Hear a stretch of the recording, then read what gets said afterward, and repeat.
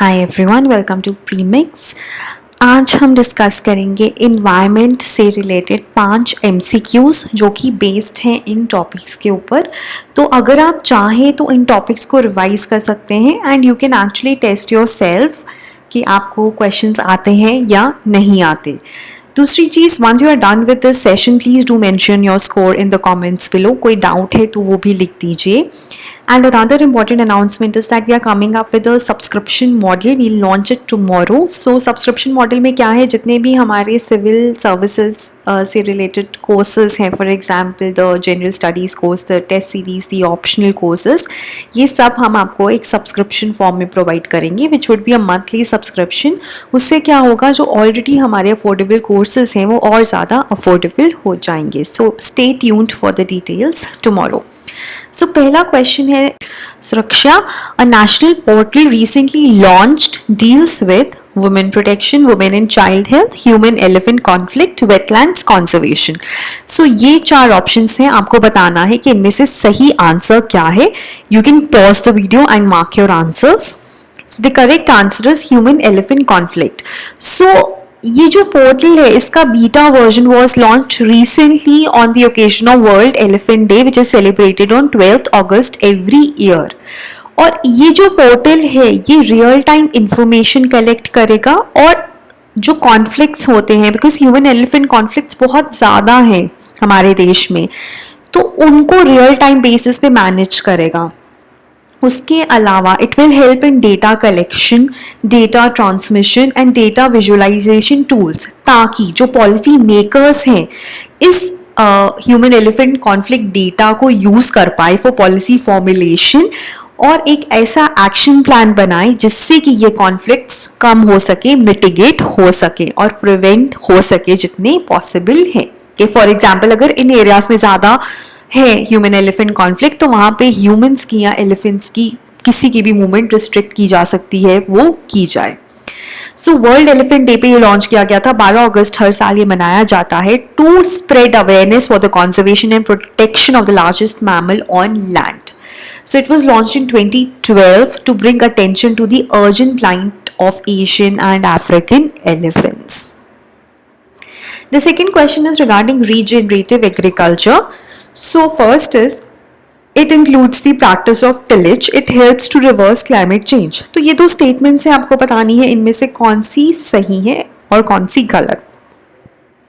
Sorry, again you can pause the video and mark your answers. So the correct answer is 2 only. Because देखो tillage नहीं होता है. In fact जो regenerative agriculture है उसका purpose ही ये है कि आप या तो ज़ीरो टिलेज करें या मिनिमम टिलेज करें and it helps to reverse climate change, hence the name. So क्या है regenerative agriculture? So regenerative agriculture में वो प्रैक्टिसेस आती हैं, फार्मिंग या ग्रेजिंग, जो कि रिवर्स करेंगी क्लाइमेट चेंज को. वो तो हमने देख लिया. By building soil organic matter, ठीक है, and restoring soil biodiversity.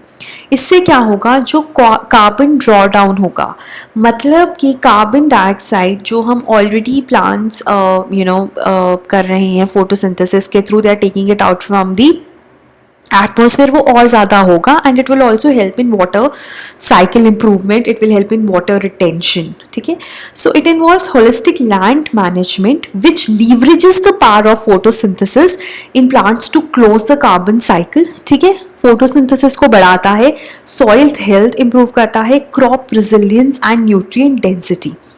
So it basically helps the improvement of the soil health by increasing the soil organic matter.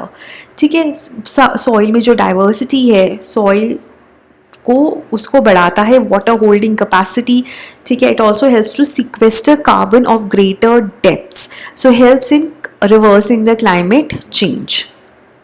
Right और दूसरी चीज़ ये है कि रिसर्च बताता है कि टिलेज से सॉइल को काफ़ी डैमेज पहुंचता है, केमिकल से सॉइल को काफ़ी डैमेज पहुंचता है. उन सबको रीजनरेटिव एग्रीकल्चर में अवॉइड किया जाता है. So basically the practices include such कि आपके जो सॉइल है वो बढ़े, सॉइल फर्टिलिटी बढ़े, सॉइल हेल्थ बढ़े, तो उसमें टिलेज कम की जाती है या ज़ीरो ही की जाती है. वाटर पर्कुलेशन, वाटर रिटेंशन बढ़े, वाटर रन ऑफ सेफ हो, बायोडाइवर्सिटी इंक्रीज हो, इकोसिस्टम हेल्थ बढ़े, and invert the carbon emissions of our current agriculture. ठीक है, कि आप इमिशंस तो क्या बिल्कुल ही कम हो जाएंगी या ज़ीरो हो जाएंगी, and you will actually involve the carbon sequestration. You will actually, आप और कार्बन सीक्वेस्ट्रेट कर रहे हो. देखो फोटोसिंथेसिस में ऑलरेडी कार्बन सीक्वेस्ट्रेशन होती है, लेकिन जो हमारी कुछ प्रैक्टिसेस हैं, कुछ एग्रीकल्चरल प्रैक्टिसेस हैं जिस वजह से हमारा क्लाइमेट चेंज हो रहा था because of the green house gas emissions, आप उसमें भी ये हेल्प करेगा because it will help to sequester carbon. So basically आपको the idea of regenerative agriculture is very important. Then the third is Swachh Survekshan 2020, अभी रिसेंटली कंक्लूड हुआ है, और आपको बताना है कौन सी मिनिस्ट्री ने ऑर्गेनाइज किया था ये. मिनिस्ट्री ऑफ जल शक्ति, ministry of drinking water and sanitation, ministry of housing and urban affairs, या नन ऑफ द अबव. सो काफ़ी सिंपल क्वेश्चन है ये. So the correct answer is ministry of housing and urban affairs. जो स्वच्छ सर्वेक्षण 2020 है ये 5th एडिशन है of the annual cleanliness सर्वे. ठीक है, और इंदौर ने येट अगेन इंडिया की क्लीनेस्ट सिटी है, and it is actually 4th time in अ रो कि जो इंदौर है वो इंडिया की क्लीनेस्ट सिटी आई है, और it is conducted by the ministry of housing and urban affairs. ठीक है, और it was organised on the occasion of Swachh महोत्सव.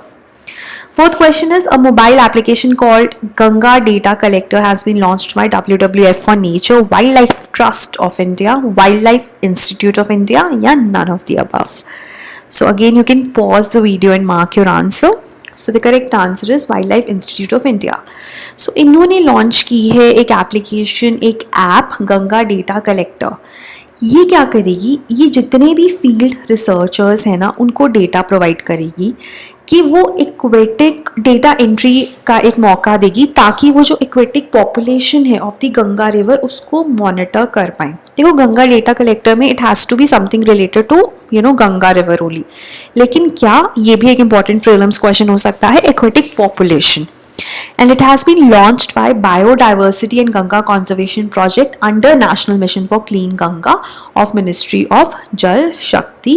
So ये साइंटिस्ट यूज़ कर सकते हैं, wild life institute of India के गंगा प्रहारीज यूज़ कर सकते हैं, और 11 स्टेट्स जिनमें गंगा बेसिन फॉल करता है उसके फॉरेस्ट डिपार्टमेंट के ऑफिशियल्स यूज़ कर सकते हैं. ठीक है, so it will actually help in the authentic and accurate data collection. ठीक है, related to both water quality and aquatic life in Ganga. So basically aquatic population को मॉनिटर करने के लिए है, और एक डेटा एंट्री एप्लीकेशन है कि जो भी जिनके पास भी ऐप होगी वो डेटा एंट्री कर सकते हैं कि यहाँ पे एक्वेटिक पॉपुलेशन बढ़ रही है या कम हो रही है. उससे आपको पता चलता रहेगा कि गंगा एक्चुअली में जो गंगा की बायोडाइवर्सिटी है वो इम्प्रूव हो रही है या और ख़त्म हो रही है, which is obviously directly related to the water quality of the Ganga river. The last question is regarding the All India Tiger estimation. Madhya Pradesh saw the highest number of tigers at 526. Maharashtra saw the maximum increase in tiger population. Chhattisgarh and Mizoram saw a decline in tiger population. So आपको बताना है कौन सी statements इनमें से सही हैं. And इस साल अगर आप prelims लिख रहे हैं तो be assured के tiger census में से एक question तो पक्का ही आएगा. So you need to know the tiger census in detail. So the correct answer is 1 and 3 only, क्योंकि महाराष्ट्र में मैक्सिमम इंक्रीज नहीं दिखाया है. इनफैक्ट मध्य प्रदेश ने ही मैक्सिमम इंक्रीज दिखाया है in terms of percentage. Maharashtra is second in number. ठीक है, and Chhattisgarh and Mizoram do saw a decline and all the other states positive increase. ठीक है, सो ये जो फैक्ट्स हैं कि नंबर कितना है 2967, 33% इंक्रीज हुआ है 4 years में. हमने डबल करना था टाइगर पॉपुलेशन बाय 2022, लेकिन हमने 2018 में ही डबल कर दिया. तो ये सब जो फैक्ट्स हैं ये बहुत ज़्यादा इंपॉर्टेंट है. So do remember these, and अगर कोई भी डाउट है तो प्लीज़ कमेंट्स में बताइए और अपना स्कोर ज़रूर मेंशन कीजिए.